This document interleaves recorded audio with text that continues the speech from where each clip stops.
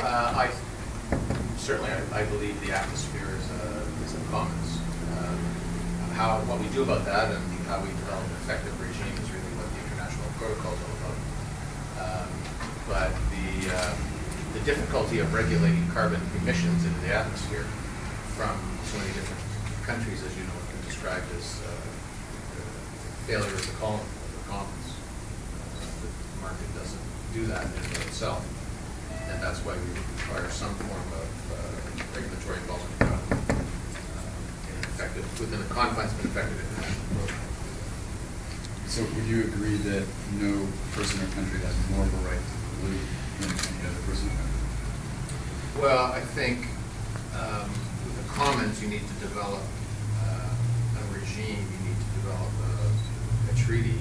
I think the definition of a commons is that nobody is restricted until there's an international protocol or agreement developed. That's the essential challenge with the commons, is that everybody can use it unrestricted until you develop some kind of regime, and that's been the challenge of Kyoto and ultimately now the challenge of Kyoto.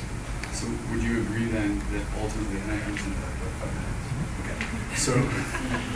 So would you agree then that ultimately the emissions of developed countries should contract and the emissions of developing countries should converge on an equal global per person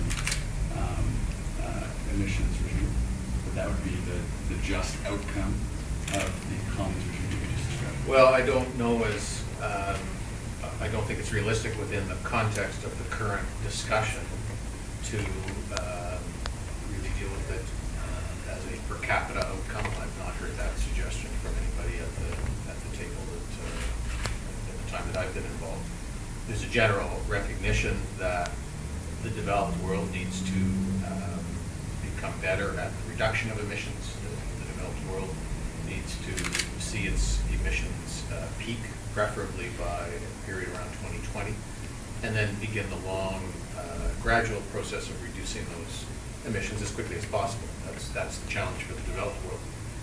Given the technological conversion that's necessary to do that, we're probably looking at a period through to 2050 to get down to what the G8 has described as a reduction of up to 80% from the developed world.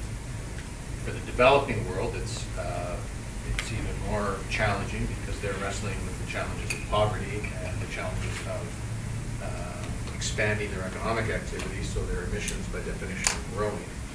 And we need to search out emission targets that see clear, demonstrable reductions off of what have been projected.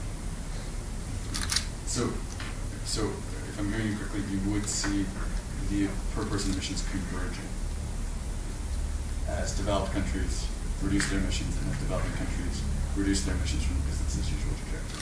I don't know as you'll ever see emissions measured on a per capita basis worldwide converging. I just think there's too many differences in terms of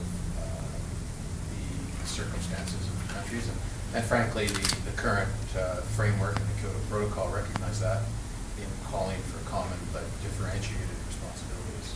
So the responsibilities are differentiated, and there's a clear recognition that people's circumstances are varied as well. And Canada, I think, is an excellent illustration of that. I mean, our per capita emissions are relatively high. They're not the highest in the world, but they're certainly amongst the highest. That's a reflection, really, of our geography, the immensity of our country. It's a reflection of our climate, which I sometimes describe as 10 months of winter and 2 months of bad skating. It's a reflection as well of the economic base that we have. Our country is very much still focused on primary industry, and that is energy intensive. In addition, if you compare our situation to 1990 emissions, it's also a reflection of the economic growth that we've had. Our economy has expanded by 56% since 1990. So all of those factors are part of the equation. I think an excellent illustration of how countries' circumstances differ is to compare us in the United States on electricity. So close to 75% of Canada's electricity system is non-emitting. There's no carbon whatsoever. This is a Canadian achievement that not enough is said about. But in the United States, it's less than 25%. So our circumstances are quite different. Okay, thank you. So.